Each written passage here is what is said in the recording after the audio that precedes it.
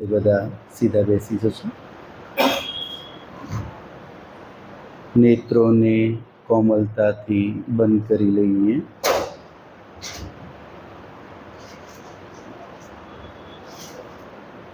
શરીરને સ્થિર કરવાનો પ્રયત્ન, મનને પણ સ્થિર કરવાનો પ્રયત્ન કરીએ.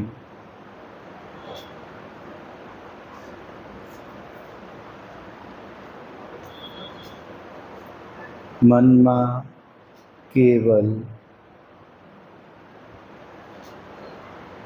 પોતાના વિશે જાગૃતતા કે હું જે રીતનું પણ જીવન જીવી રહ્યો છું એ મારા હિતમાં છે કે નહીં. શું હું જાણતા અજાણતા મારું કોઈ અહિત તો નથી કરી રહ્યું? આ વસ્તુને જાણવાનો, સમજવાનો પ્રયત્ન કરીએ.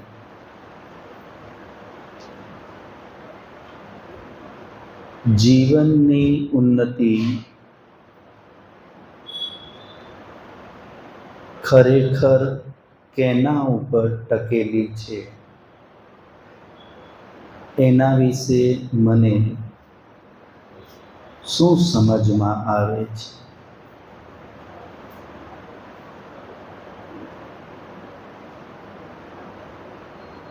આ પ્રશ્નના ઉત્તરોને શોધવાનો, મેળવવાનો પ્રયત્ન કરીએ.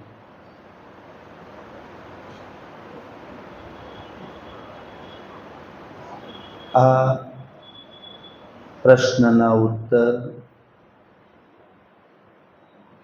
યથાર્થ રૂપે પ્રાપ્ત થાય, જીવનમાં પરિવર્તન સંભવ બને. આ માટે પરમ પવિત્ર કરુણા સ્વરૂપ પરમપિતા પરમેશ્વર પ્રતિ ઉન્મુખ બનીએ. હે પ્રભુ, આપની કૃપા, દયા, સહાયતાથી અમને આ વેદોનું જ્ઞાન પ્રાપ્ત થાય, વિદ્યા પ્રાપ્ત થાય, જેથી આ જીવનને હું શ્રેષ્ઠ રીતે સફળતાપૂર્વક જીવી શકું, માણી શકું, હું કંઈ પરોપકાર કરી શકું. આવી મારા ઉપર કૃપા કરશો.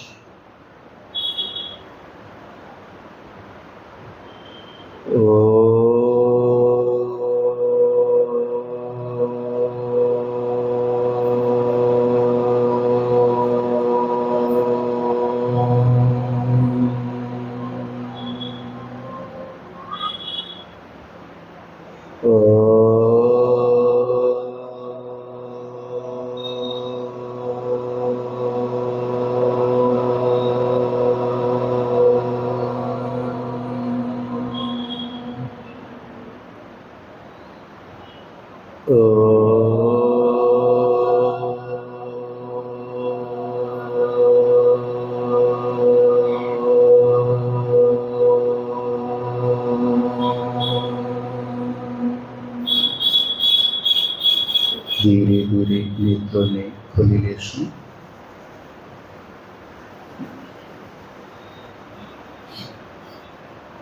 યજુર્વેદ પારાયણ મહાયજ્ઞમાં ઉપસ્થિત આર્ય સમાજના પદાધિકારીગણ, સન્માનની પુરોહિતગણ તેમજ ઉપસ્થિત ધર્મપ્રેમી સજ્જન, સવારે આપણે એક ચર્ચાનો પ્રારંભ કરેલો. જ્ઞાન, વિદ્યા, નોલેજ, આના વિષયમાં હજી પણ આપણે થોડું વિચારવાનો પ્રયત્ન કરીએ. સવારે આપણે એક પ્રશ્ન મેં આપની સામે રાખેલો કે આપણી સામે 3 સિચ્યુએશન છે કે 3 પરિસ્થિતિ છે અને એ 3માંથી કોઈ એકને આપણે ફરજિયાત સ્વીકાર કરવાનો છે. એ 3 પરિસ્થિતિ કઈ કઈ હતી?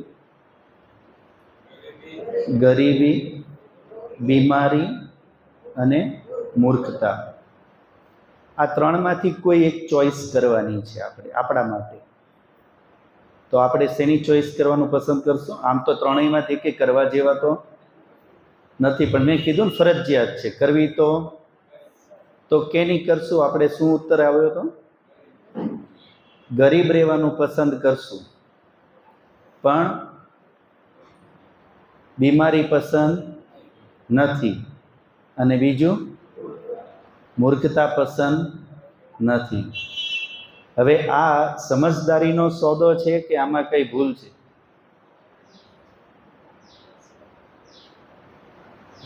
આપણે જે રીતે સવારે વાત કરતા હતા, હાડમારી તો ટકાની છે ને. ધન જોઈએ છે, સંપત્તિ જોઈએ છે, પણ આ 3માંથી કોઈ એક ચોઈસ કરવાની હોય તો એને આપણે સૌથી પહેલા ફેંકી દીધું. ખરેખર એને ફેંકી દેવાય મતલબ ગરીબ બનવાનું સ્વીકાર કરે કે મૂર્ખ બનવાનું સ્વીકાર કરે? મૂર્ખ બનવાનું સ્વીકાર કરવું જોઈએ ને. મૂર્ખ બનવામાં ફાયદો જાજો છે કે ગરીબ બનવામાં ફાયદો જાજો છે? ફાયદો શેમાં જાજો છે? અચ્છા, ચાલો એક બીજા 3 પ્રશ્ન મૂકું છું, એટલે આજે આપણે મૂર્ખતાને સમજી લઈએ. આપણે કોઈ 3 વ્યક્તિમાંથી કોઈ એક વ્યક્તિ સાથે ફરજિયાત રહેવાનું. એક વ્યક્તિ ભયંકર ક્રોધી છે. કેવો છે? ભયંકર ક્રોધી નથી કહેતો હું, ખાલી ભયંકર ક્રોધી છે. એક વ્યક્તિ ચોર છે અને એક વ્યક્તિ મૂર્ખ છે. અને આ 3માંથી કોઈ પણ એક આરે ફરજિયાત રહેવાનું છે. કોની યાર રહેવાનું પસંદ કરશો? ચોર આરે, ક્રોધી આરે કે મૂર્ખ આરે? કોની યાર રહેવાનું પસંદ કરવું જોઈએ? મૂર્ખ આરે? માતાજીનું કેવું છે મૂર્ખ આરે રહેવાનું પસંદ કરવું જોઈએ. બીજું કોઈ? કોની સાથે રહેવું જોઈએ માતાજી? કોઈ એક સાથે ફરજિયાત રહેવાનું. ક્રોધી સાથે રહેવું, મૂર્ખ સાથે રહેવું કે ચોર સાથે રહેવું? કોઈ એક સાથે ફરજિયાત રહેવાનું.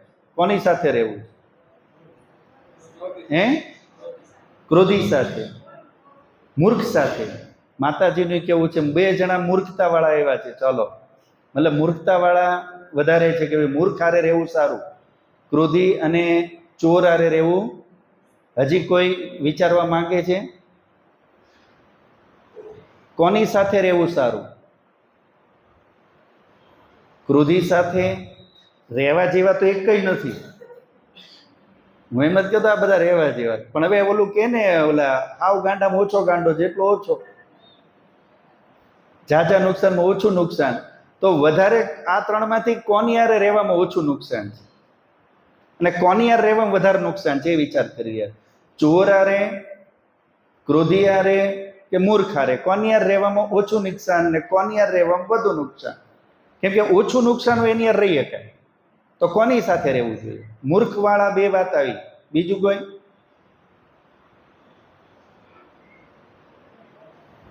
નથી સમજમાં આવ્યો કે નથી આવ્યો પ્રશ્ન? ગોટાળે ચડી ગયા. એનો મતલબ એમ થયો કે તમે નિર્ણય ચોર, ક્રોધી અને મૂર્ખ આ ત્રણ શું નુકસાન કરી કે એનો મતલબ એમ થયો કે તમને કદાચ હજી પૂરું સમજમાં આવ્યું નથી. કેમ કે મૂર્ખ સાથે રહેવા બાબતે બે જવાબ તો આવ્યા કે ભાઈ ક્રોધિયારે રહેવું મગજ ખરાબ કરી નાખે, 24 કલાક ક્રોધ કરે, જવું કે ચોરાર રહીને તો ઊંઘે ન આવે. તો મૂર્ખારે કઈ વાંધો આવે, બિચારો ખૂણામાં બેઠો રહે, શું વાંધો? આપણને એમ લાગે છે મૂર્ખો શું કરવાનું, ખૂણામાં બેઠો રહે, એટલે એ આપણને સારો લાગે છે. એટલે કદાચ એવું લાગતું લાગે કે મૂર્ખ નથી તો ક્રોધ કરવાનો નથી, ચોરી કરવાનો, વધી તો હું બિચારો કઈક ભૂલ કરશે, બીજું શું કરવાનું હે? પણ મૂર્ખો જો ભૂલ કરે તો એ ભૂલ નાની હોય કે મોટી હોય? હે? મૂર્ખો ભૂલ કરે તો નાની હોય કે મોટી હોય? મૂર્ખતા એક રોગ છે, મૂર્ખતા એક સમસ્યા છે, મૂર્ખતા એ વિદ્યાનો અભાવ છે, જ્ઞાનનો અભાવ છે. અને સંસારની અંદર જોવા જઈએ તો મૂર્ખ લોકોની સંખ્યા જાજી લાગે છે કે સમજદાર લોકોની? શું લાગે છે? હે? મૂર્ખ લોકોની સંખ્યા જાજી હશે? અચ્છા, મૂર્ખ પોતાને જ નુકસાન કરે કે મૂર્ખ બીજાને નુકસાન કરે? બેને કરીએ કે પોતાનો તો કરવાનો જ, પણ બીજાને કરીએ કે. એટલે મૂર્ખતાને સમજવી જોઈએ. મૂર્ખતાના પરિણામ શું આવી શકે જેની આપણે કલ્પના ન કરી. આપે જોયું હશે ચોમાસામાં બધી ગાયો રહી, આ ગાયોનું અત્યારે કઈ તમને અલગ કઈ દ્રશ્ય જોવા મળે છે ચોમાસામાં? જોવો છો તમે બધા? આ ગાયો રોડ ઉપર હોય છે કે નથી હોતી ચોમાસામાં? આવું ક્યારે નોટ કર્યું તમે? અત્યારે ગાયો સૌથી વધારે ક્યાં જોવા મળશે તમને? રોડ ઉપર જોવા મળે છે. શિયાળો, ઉનાળો અને ચોમાસું, આ ત્રણેયમાંથી તમે જરા ચેક કરો, અત્યારે ગાયો સૌથી વધારે ક્યાં ઊભી હશે? રોડ ઉપર હોય છે. ક્યારે નોટ કર્યું? ધ્યાનમાં આવ્યું છે કે નથી આવ્યું? આપણે જોજો, અત્યારે બધા જ ઢોર હશે ને રોડ ઉપર જોવા મળશે તમને. બેઠી જ ગયા હશે અને કાં ઊભા હશે. આવું કેમ? આવું કેમ? ગાયો રોડ ઉપર કેમ રખડે છે? હે? ગંદકી પસંદ નથી એટલે ચોખ્ખી જગ્યામાં આવે છે. ચાલો બીજું કોઈ? ગાયો ચોમાસામાં રોડ ઉપર કેમ જોવા મળે છે? પેલું તો આ તમને ડિફરન્સ ખ્યાલ આવ્યો કે નહીં? ચોમાસામાં જ રોડ ઉપર ઊભી રહી છે અને સ્પેશિયલી આવી જ જાય બધી રોડ ઉપર. હાઈવે હોય તોય ભલે, સિટીમાં હોતોય ભલે. ક્યારેક ખ્યાલ છે આપણે વિચાર્યું કે આવું કેમ થાય? એની પાસે પંખો નથી. ગાયો પાસે રોડ ઉપર એટલે ગાયો અત્યારે આવી જાય છે ચોમાસામાં ગંદકીના લીધે જે માખો વધી જાય, એ માખીઓ જે પરેશાન કરતી હોય છે ને, એટલે રોડ ઉપર આવીને ઊભી રહી જાય. એટલે શું થાય? ઓલા વાહન નીકળતા હોય ને એનો પવન લાગ્યા કરે એટલે માખીઓ ઉડી જાય. અને તમે જોવો હાઈવે ઉપર, હું આજે સવારે જોતો આવ્યો, આપણે કેટલી સ્પીડમાં 100 ઉપર ચાલીને એક તો ડ્રાઇવિંગ કરતા હોય, ઓચિંતું જ તમે કોઈ ગાડીથી સહેજ આગળ જો તો ત્યાં ગાય બેઠી હોય રસ્તામાં બરાબર વચ્ચે બેઠી હોય. જો થોડી થાપ ખાઈ ગયા તો એક્સિડન્ટ ફાઇનલ. તો વિચાર આવતો, આ ગાયો જે રસ્તામાં બેઠી છે, મજા લેવા બેઠી છે કે મરવા બેઠી છે? મજા લેવા બેઠી છે કે નહીં? અને એ મજા શું આવી રહી છે? માખુથી હેરાનગતિ થતી નથી. આપણને માખું કંદડે કે નથી કંદડતી? કંદડતી હોય છે તો આપણે બેહી જવાય કે ન બેહી જવાય? હે?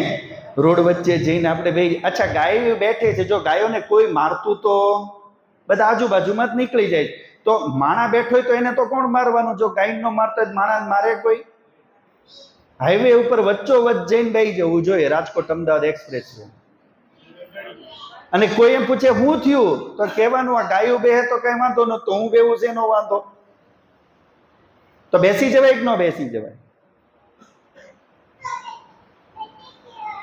બેઠશું કે નહીં બેઠું? અને કોઈ કદાચ બેઠી ગયો તમે શું બોલો એને જોઈને? શું બોલો?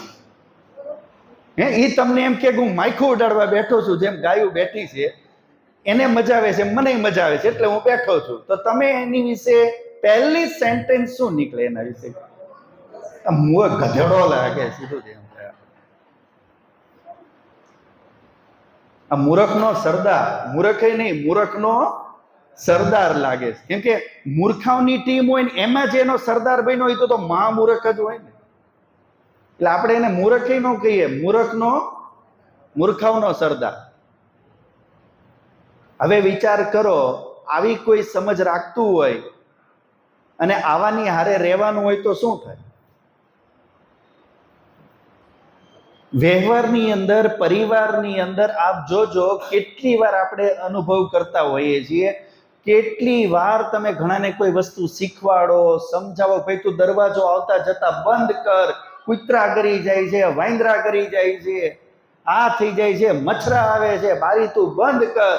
એ હાંજ પડે તો ઈનો ઈ જ હોય. આવા હોય કે ન હોય? માણસ કોઈ વસ્તુ 1000 વાર કીધું કે ભાઈ તું અહીંયા મૂક, રોજ ગોતવી પડે, રોજ ગોતવી પડે, તોય અક્કલ આવે નહીં કે એને ટીંગાડી દઉં. પોતાને તો સમજ નથી, કોઈ કે લેવી નથી અને ઈ કરવી નથી, તો આને શું કયો? તો સીધી ઉપાધિ મળી જાય કે ન મળી જાય? મૂર્ખ. એટલે આપણે ત્યાં કહાવત છે, મૂર્ખાઓને કઈ સિંગડા ન હોય, એને કઈ ગોતો ન જાવ. આપણે આવા લખણથી જ ખબર પડી જાય કે આ મૂર્ખો કે સિંગડા હોય તો જ મૂર્ખો ન ઓળખાય, એની મૂર્ખતાથી ઓળખાય.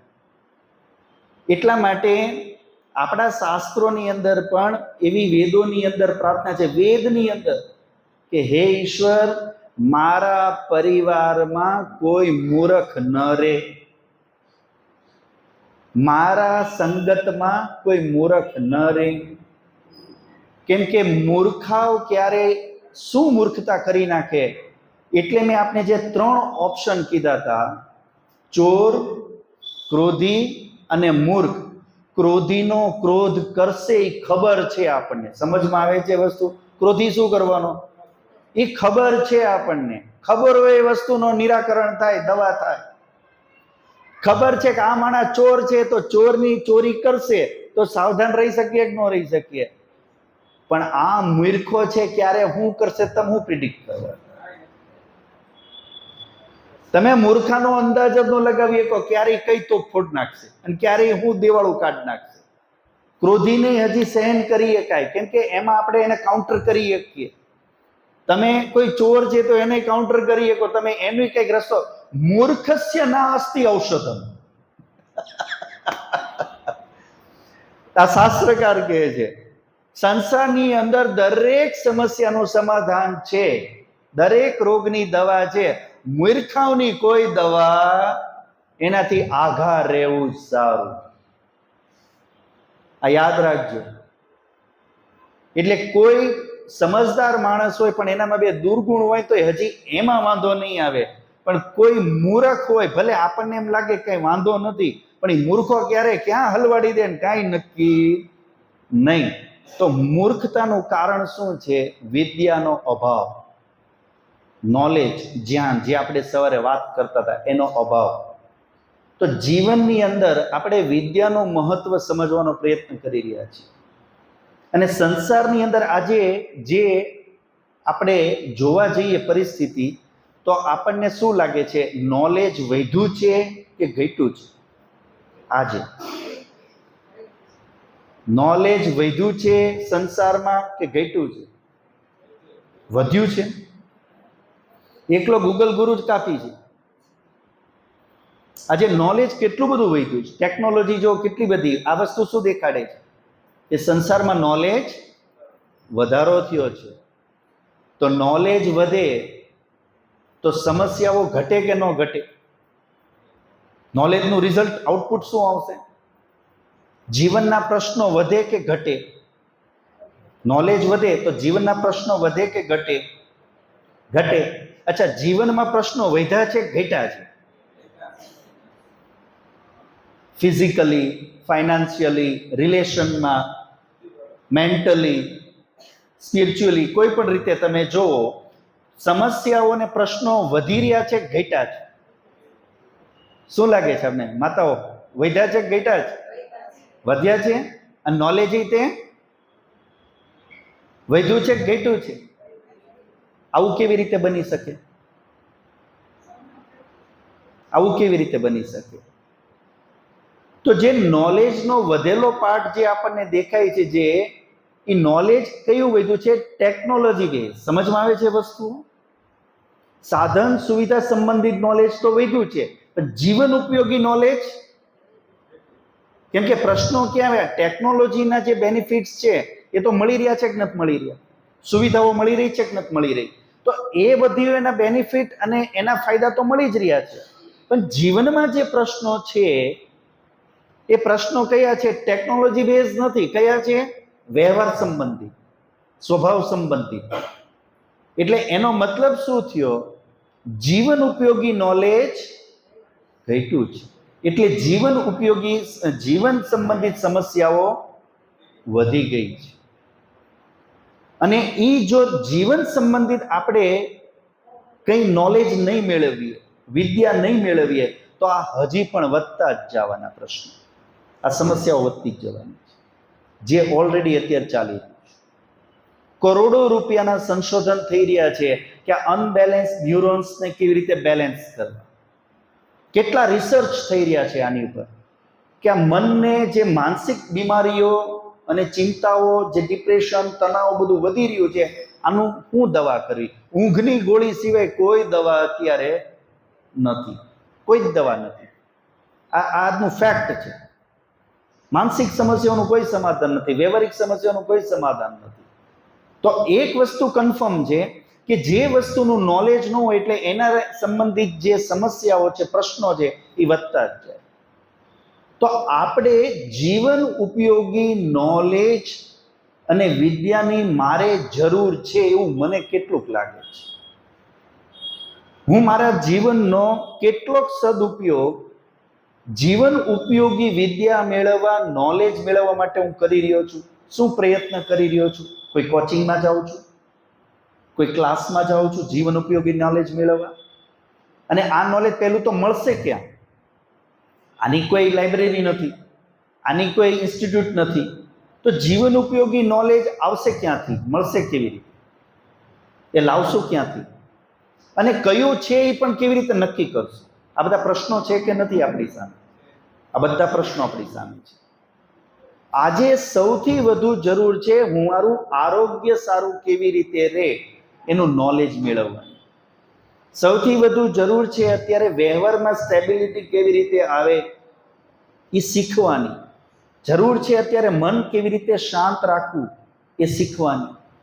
જરૂર છે અત્યારે કેવી રીતે કોઈ કાર્યમાં સફળતા મેળવવી એ શીખવાની. આ બધા નોલેજની આજે વધારે જરૂર છે, પણ આપણને હજી એટલું મહત્વનું લાગતું નથી. સૌથી વધુ સમય આપણો કેમાં જાય છે? એન્ટરટેનમેન્ટ, વિષયોના સુખમાં, મોજ મસ્તીમાં, ગપ્પાબાજી, આનંદમાં, અને બચ્યો તો સાંસારિક કામોમાં. લગભગ આપણો ટાઈમ આમાં જ જતો હશે. હવે આ બધું તો આપણે કરતા જ આવ્યા છે, એમાંથી શું કાઢી લીધું નવું? અને જે પ્રશ્નો ઉભા થયા એને આપણી પાસે દવા ક્યાં છે? કઈ દવા છે આપણી પાસે? એક જ દવા છે, એની વિદ્યા મેળવવી પડશે. આવી રીતે નોલેજ મેળવવું પડશે. એટલે હું નોલેજનું ઇમ્પોર્ટન્સ છે આપણી લાઈફમાં જે સમજાવવાનો પ્રયત્ન કરી રહ્યો છું. આપણે આજે જીવન ઉપયોગી વિદ્યાની ખૂબ જ જરૂર છે. અને જે વસ્તુને આપણે નોલેજ આપણામાં માની રહ્યા છીએ, સવારે મેં ક્લિયર કર્યું હતું આપને કે આપણી પાસે નોલેજ જાજુ છે કે ઇન્ફોર્મેશન જાજી છે? આપણી પાસે જાણકારી જાજી છે, નોલેજ નથી. નોલેજ હશે તો એનું એક લક્ષણ છે, તમે એની ઉપર કામ કરશો ને કરશો જ. તમારી પાસે કોઈ રાઈટ ઇન્ફોર્મેશન છે પણ તમે એની ઉપર કોઈ એક્શન નથી લેતા, તમે એના ઉપર કંઈ કામ નથી કરી રહ્યા, તો એનો મતલબ શું થયો? એ નોલેજ નથી, ખાલી જાણકારી જ છે તમારી પાસે.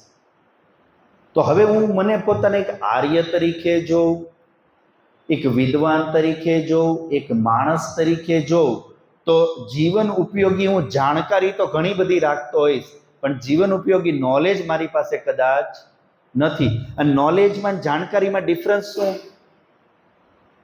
શું ડિફરન્સ છે બંનેમાં? કેવી રીતે નક્કી થશે કે આ જાણકારી કહેવાય ના નોલેજ કહેવાય? કેવી રીતે નક્કી કરશું?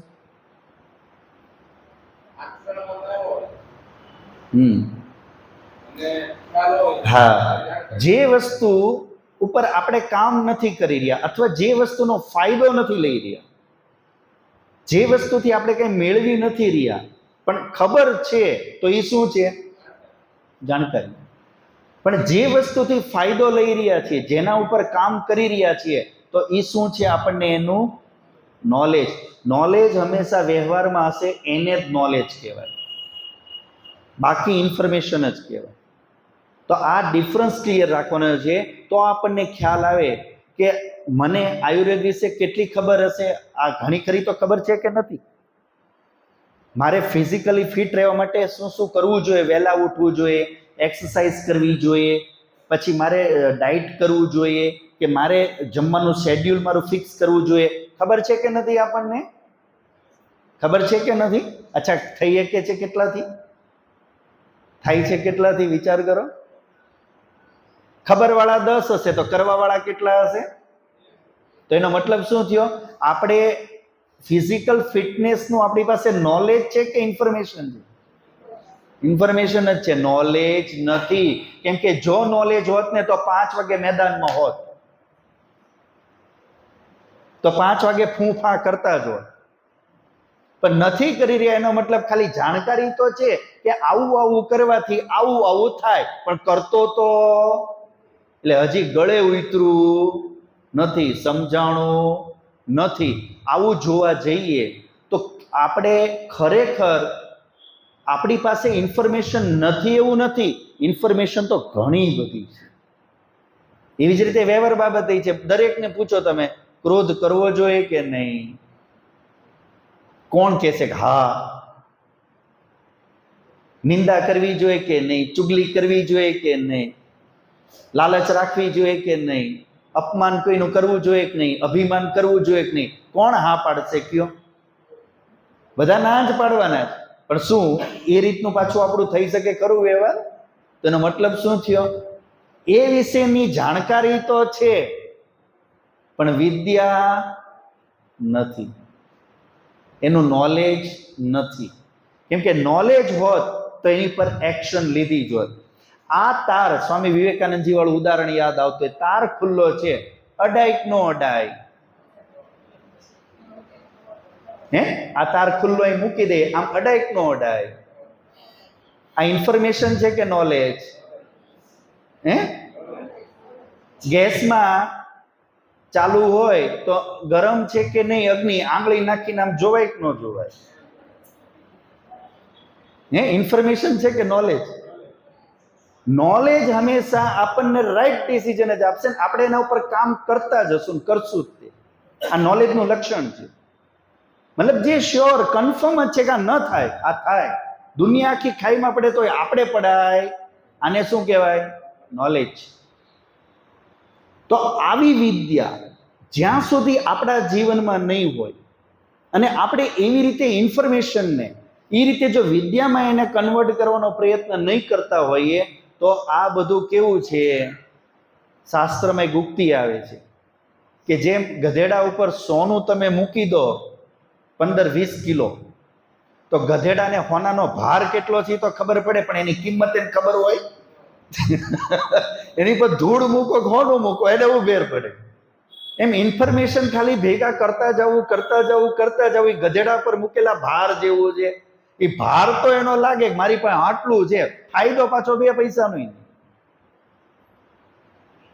તો જીવન ક્યાંક આપણું એવું ન થઈ જાય અને ખાલી ઇન્ફોર્મેશન ભેગી કરી અને પોતાને ક્યાંક એવું ના માનવા માંડીએ હું તો બહુ બધું નોલેજ છે, તું ને શું ખબર, તું શું જાણે, જો આમ છે ને આમ છે. આપણે આવું ગર્વ લેતા હોય ને, પણ પાછું પ્રેક્ટિકલી આપણે કરતા તો ન જ હોય. તો જીવનની અંદર આ ડિફરન્સ ક્લિયર રાખીએ અને વિદ્યાનું મહત્વ આપણા જીવનમાં જેટલી વધારે વિદ્યા આવશે આપના જેટલા પ્રશ્નો છે એ એટલા સોલ્વ થતા જશે. યાદ રાખજો, જો હું અત્યારે મારો ફિઝિકલ પ્રોબ્લેમ સોલ્વ નથી કરી શકતો, કે મારા વ્યવહારમાં કોઈ પ્રોબ્લેમ છે, કોઈ યારે રિલેશનમાં કોઈ પ્રોબ્લેમ છે અને હું ટેકલ નથી કરી શકતો, એનો મતલબ શું થયો? એનો મતલબ શું થયો? મારું મન શાંત નથી રહેતું, તો એનો મતલબ શું થયો? એનો અર્થ શું થયો? મારી પાસે જાણકારી છે એની, ખાલી નોલેજ નથી, વિદ્યા નથી. આ મન શાંત કેમ રાખવું? વ્યવહારની અંદર કોઈ ટ્રબલ છે તો એનું સમાધાન કેવી રીતે કાઢવું? અને સમસ્યાની અંદર, જીવનની અંદર એક મોટિવેશનલ ટ્રેનર બહુ સરસ ઉદાહરણ આપે છે કે જીવનની અંદર એવું કોણ હશે જેને શાંતિ ન જોતી હોય? એવું કોઈ હશે કે મારે શાંતિ નથી જોતી? આપણે બધાને જોઈએ છે અને પૂરેપૂરી જોઈએ છે ને આપણે, તો એ શક્ય છે? શાંતિ, પૂર્ણતયા શાંતિ ક્યાં શક્ય છે? કબરમાં ગાડેલા મુર્દા એની જેટલું શાંત કોઈ હોય? કબરમાં ગાડેલા મુર્દાને કોઈ અશાંતિ સતાવે? તો પૂર્ણ શાંતિ જોતી હોય ક્યાં જવું પડે?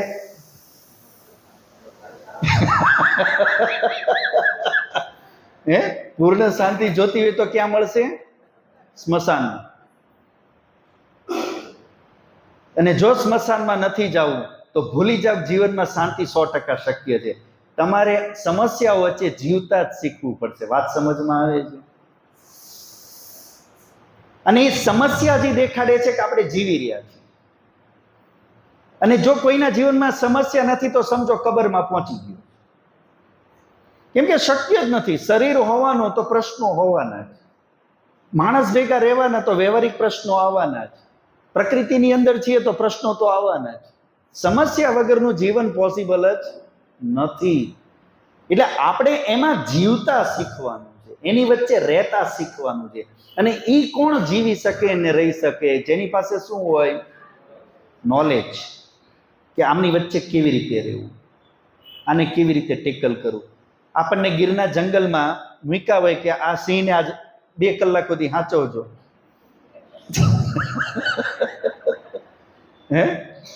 આ સિંહને 2 કલાક સાચવજો. અથવા કોઈ મદારી એમ કહી જાય કે આ સાપ મૂકતો જાઉં છું, 15-20 મિનિટ અને સાચવજો. આપણું છોકરું મૂકતા જઈએ ને કોકની પાસે, રમાબેન આ જરા સાચવજો નું આવું સાંજે.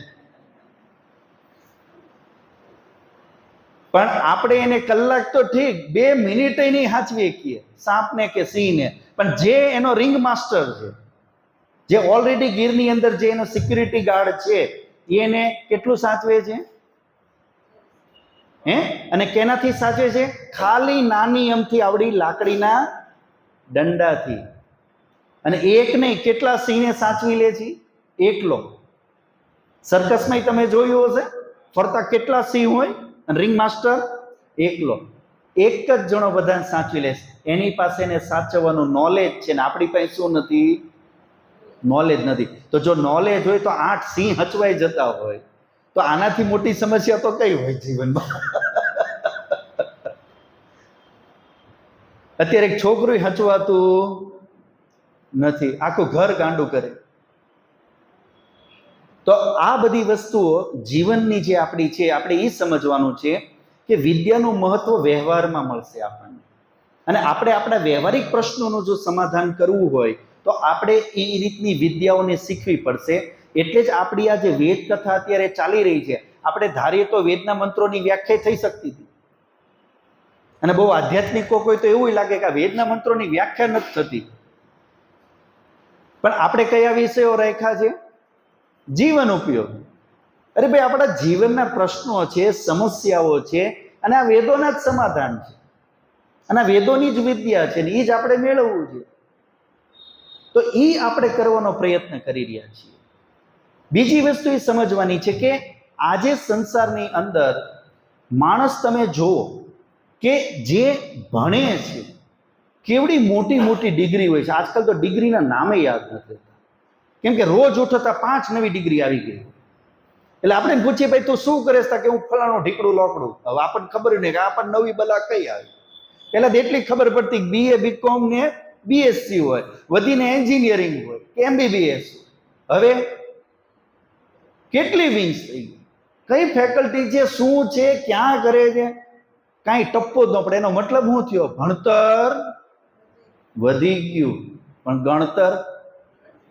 એક વ્યક્તિ ઇલેક્ટ્રિશિયનની આખી ઇલેક્ટ્રિકલની આખી ડિગ્રી પૂરી કરી દે, પણ તમે એને એમ કહો ને ફ્યુઝ બાંધી દે તો એને ટપ્પોય પડે નહીં.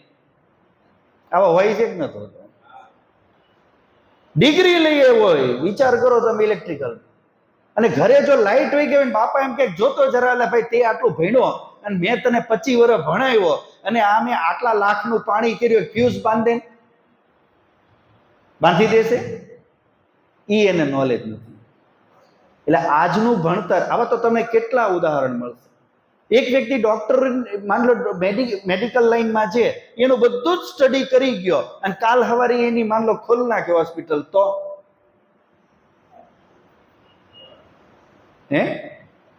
શું થાય?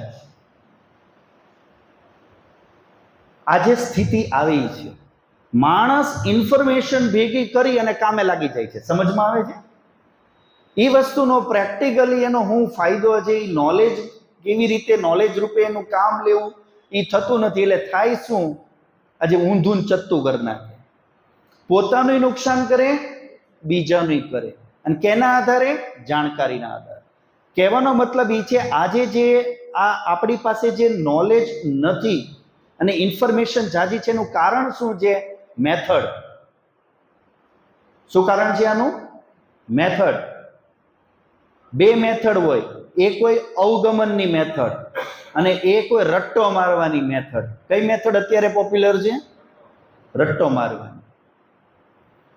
તમે નાનપણથી જો બાળક સ્કૂલમાં જાય ત્યારથી તેને ગોખણી પટ્ટી જ શીખવાડશે. ગોખણ પટ્ટી જ. એ ગોખતો જ જશે, ગોખતો જ જશે. એને ગોખાવી ઠેઠ મેડિકલ લાઈનમાં પહોંચાડે અને ગોખેલો ડોક્ટર બસ તૈયાર થાય. એક બાજુ એક વ્યક્તિ પાસે કોઈ ડિગ્રી નથી, કમ્પાઉન્ડરનું કામ કરતો, મેં એવાય જોયા છે એને ડોક્ટરો કરતા બેસ્ટ રિઝલ્ટ આપ્યા છે અને આજે ચલાવે છે કામ. બોલો, કમ્પાઉન્ડર, એ ડોક્ટર થઈ ગયા. એને હું મેળવી લીધું? નોલેજ. એને એ વસ્તુને વ્યવહારિક ઉપયોગ જાણ્યો. તો જોવાની ખૂબી એ છે, હવે કોઈ માની લો રેસીપી ક્યાંય શીખી આવે કઈ અને આજે ઘર આખાને હાજે ભૂખ્યા રાખીને એમ કે આજે નવી રેસીપી આર્ય સમાજમાં શીખીને આવ્યો, તમને બધાને જમણવાનું. અહીં તમને દાળ બાટીની રેસીપી આપી દીધી, તમે ત્યાં જઈને ઘરે હવે અહીં સાંભળીને લાગી ગયા સીધા. શું થાય? બધા ભૂખ્યા રે કે ન રે? તો કઈ સીધી રેસીપી સાંભળીને બની ન જાય. ખાલી ડ્રાઇવિંગ વિશે તમને ફર્સ્ટ ક્લાસ નોલેજ આપી દીધું, તરવાનું તમને ફર્સ્ટ ક્લાસ, અહીંયા મેં 15 સ્ટેપ 15 સ્ટાઇલથી તમને કેવી રીતે સ્વિમિંગ કરવું શીખવાડી દીધું, સ્વિમિંગમાં લઈ જઈને નાખ્યા. શું થાય? મેં તમને પૂછ્યું તે, જો તમને પહેલી સ્ટાઇલ આવડી ગઈ, તમે કીધું હા સમજાવો, તમે સમજાવી. બીજી સ્ટાઇલ આવી, તમે કીધું હા સમજાવો, તમે સમજાવી. તમારી 10 તમને સ્ટાઇલ આવડી ગઈ છે, તમે મને કહી દીધી, પછી મેં તમને પાણી નાખ્યા, તો તરવા જોઈ કે નહીં? તરશે? આપણા જીવનનું આવું થાય છે. આપણે જાણકારી બધી ભેગી કરી અને તરવા નીકળી ગયા છીએ. સમજમાં આવે છે વસ્તુ? પણ એ જે જાણકારી મળી છે એને વ્યવહારિક ઉપયોગ કેવી રીતે છે, એના માટે જે પરિશ્રમ, એના માટે જે શ્રમ, મહેનત અલગથી જે કરવાનો હોય એ કરતા નથી. એટલે આપણે શું કરીએ છીએ કે સાંભળી તો લઈએ છીએ પણ વિચારતા નથી. એટલે કોઈ નિર્ણય પણ બનતો નથી અને કોઈ નિર્ણય નથી કરતા એટલે વ્યવહાર પણ થતો નથી. આ સૌથી મોટો પ્રશ્ન છે આપણા જીવનની અંદર. આપણી સમસ્યા, આપણે આજ જે મેં કીધું કે આપણે કેમ આવું થઈ રહ્યું છે કે નોલેજ કરતા ઇન્ફોર્મેશન જાજી રાખીએ છીએ. ખરેખર રાખવું તો જાજુ નોલેજ જોઈએ. એનું એક કારણ મેં તમને જે આ કીધું એ આજની મેથડ. બીજું ઘણીવાર શું થાય છે, ઘણીવાર આપણે એવું સમજી લેતા હોઈએ છીએ વ્યવહારમાં કે ભાઈ મેં ઘણું બધું જાણી લીધું, મને ઘણું બધું ખબર છે.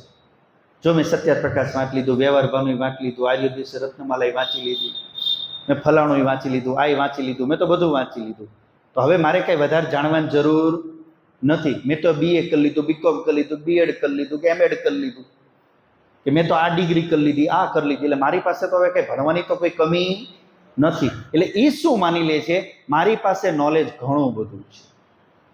હવે ખરેખર જોઈએ તો એ નોલેજ નથી. એટલે માણસ શું થાય છે, ઇન્ફોર્મેશનમાં ફસાઈને રહી જાય છે. આ એક પ્રકારનો ભ્રમ છે કે મારી પાસે શું છે, નોલેજ. આ શું છે, ભ્રમ. આ ભ્રમના કારણે આપણે નોલેજ નથી મેળવી શકતા. બાકી બીજી રીતે જોવા જઈએ તો આદત, કે નોલેજ આપણને કેમ નથી મળતું. સૌથી પહેલી વસ્તુ તો એ જરૂરી છે કે જ્યારે આપણે નોલેજ આવે ક્યાંથી, પહેલા સમજો નોલેજ આવે કેવી રીતે. નોલેજ મેળવવાની કોઈ ફોર્મ્યુલા, પદ્ધતિ, મેથડ હોય કે ન હોય, કે ગમે એમ નોલેજ આવે? મેથડ છે. નોલેજ આપણી જે 5 ઇન્દ્રિયો છે એ ઇનપુટ છે આપણા નોલેજ મેળવવાના. એમાં મેક્સિમમ નોલેજ ક્યાંથી મેળવીએ આપણે?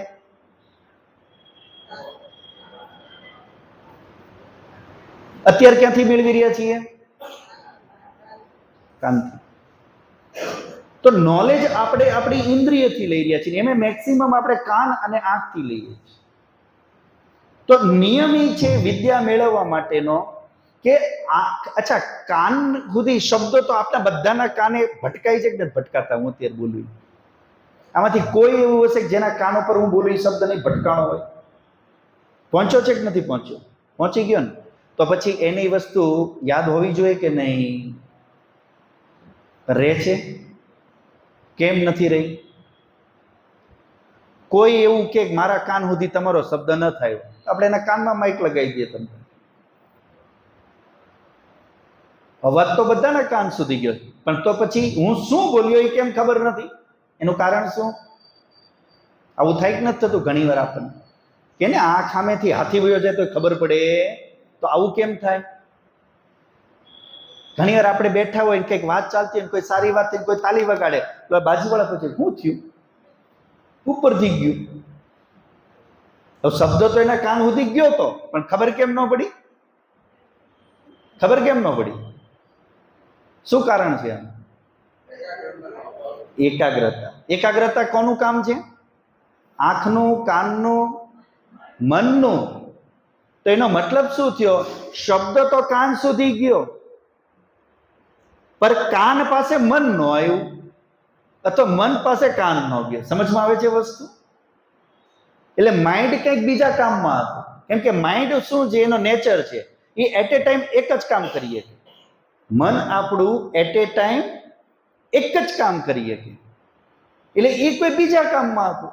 એટલે થયું શું?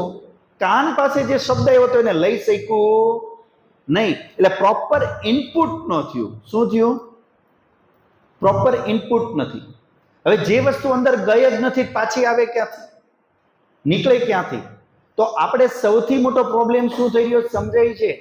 કે આપણે સાંભળતા હોવા છતાંય સાંભળતા, જોતા હોવા છતાંય જોતા નથી, અને કોઈ સમજાવતું હોવા છતાંય સમજાવતું. શું કામ? શું કામ? કોના કારણે? મનજીભાઈના કારણે. મનજીભાઈ એટલે સારો જે વ્યક્તિને નોલેજ મેળવવું છે એના માટે જરૂરી છે કે એને ઇનપુટ કરવું પડશે, અને જેને ઇનપુટ કર્યું હશે એ રિકોલ કરી શકશે, એ એને યાદ કરી શકશે, એ એને પાછું રિપીટ કરી શકશે. અને આ બધું કેના ઉપર ડિપેન્ડ છે? આપણા મન ઉપર. અને તકલીફ એ છે કે આપણે આટલા સત્સંગ કેટલા વર્ષથી કરીએ છીએ, તો અત્યાર સુધી કેટલું નોલેજ હોવું જોઈએ, કેટલું હોવું જોઈએ, અને ક્યાં પહોંચ્યા હોવા જોઈએ, પણ છતાં ત્યાંના ત્યાં. એટલે ઓલી જે એક નાની વાર્તા છે ને, આપણે કદાચ સાંભળી હશે, કે એક ગામમાં એક સાધુ મહારાજ બધાને એક ઝાડ નીચે બેસાડી અને જીવન ઉપયોગી બધું એને નોલેજ આપતા હતા. બધા સરસ મજાના આનંદથી બેઠે, કેમ કે ગામના માણસો સીધા હોય બિચારા, એટલે શાંતિથી સાંભળે, બધા બધું સમજે. એમાંનો એક માણસ ભેગો સાંભળતો હતો એમની, હીલાનો લાભ લે. હવે સંયોગ વરસાદ એને ક્યાંક બીજે જવાનું થયું, 25 વર્ષ પછી પાછો આવ્યો અને ઘોડા ઉપર જતો તો એને જોયું સાધુ મહારાજ એ નહીં, સાંભળવા વાળા એ નહીં, જગ્યા એ નહીં, વાતે એ નહીં. એટલે ઓલાને આશ્ચર્ય થયું. એટલે એને નીચે ઉતરીને હલાવ્યા બધા. ઓલા બધા કે આ શું કરે? તાકે જો છું તમે માટીના પૂતળા છો, માણા છો. 25 વર્ષથી હજી ઈ નહીં, એનાથી આગળ ગયા જ નહીં. બીજી કોઈ વિદ્યા કે બીજું કાંઈ કે કાંઈ એમાં આગળ જ નહીં. હવે કારણ હું? ઇનપુટ જ નથી થયું 25 વર્ષથી, કે ઇનપુટ જ નથી થયું. તો આ જોવાની ખૂબી છે કે જે સત્સંગ કરતા હોય, સ્વાધ્યાય કરતા હોય, ત્યારે ખૂબ જરૂરી છે આપણું મન અહીંયા હોવું જોઈએ. એટલે આપણે ધ્યાન પહેલા થોડુંક કરાવીએ છીએ કે ભાઈ આપણે બીજા વિષયોમાં જ નીકળી અને પહેલા મનને અહીંયા લઈ આવીએ. હવે બેઠા અહીંયા હોય અને ઘરનું હાલતું હોય મનમાં, ખબર નહીં હોવે કુકર ચડાવ્યો હશે કે નહીં, મારે જે મૂકવા પડશે. તો હવે અહીં ધ્યાન ક્યાંથી રહે? રસોડું તો હારે આવ્યું, ઘરે હારો હાર. આપણે મનમાં આ જ બધું હાલતું હોય. હા વાહિયાત વસ્તુઓ, 2 પૈસાની વસ્તુઓ અને મૂલ્યવાન નોલેજ ચૂકી જઈએ. આવું થાય કે નથી? નાની નાની વિચારોમાં, નાના નાના કામોમાં, નાના નાના ઉપાયોમાં જીવન ઉપયોગી વસ્તુ. એટલા માટે અચ્છા છોકરા આપણા ભણતા એમ કે હમણાં ધ્યાન દઈને ભણ. અચ્છા આપણે આપણા છોકરાને શું કહેતા હોય? ધ્યાન દઈને ભણ, આમ આડું અવળું જોમાં. અચ્છા આપણે શું કરીએ? ધ્યાન દઈને સાંભળીએ. એ વસ્તુ આપણાથી નથી થતી, છોકરા જ નથી થતી. તો એકાગ્રતા, મનની એકાગ્રતા જ્યાં સુધી આપણે સ્વાધ્યાયમાં, વિદ્યા મેળવવામાં નહીં લાવીએ ત્યાં સુધી વિદ્યા બરાબર સમજાશે નહીં. એનો ફાયદો, એનું નુકસાન એ સમજાશે નહીં. અને સમજાશે નહીં ત્યાં સુધી એની ઉપર આપણે ક્યારેય એક્શન લેવાના નથી. આ માટે જ્યારે પણ વિદ્યા મેળવવા જઈએ એટલા માટે, અને એમાંય જ્યારે બ્રહ્મ વિદ્યા જેવી વસ્તુ લેતા હોય, જીવન ઉપયોગી વિદ્યા લેતા હોય, ત્યારે ખૂબ મનને શાંત રાખવું જરૂરી છે.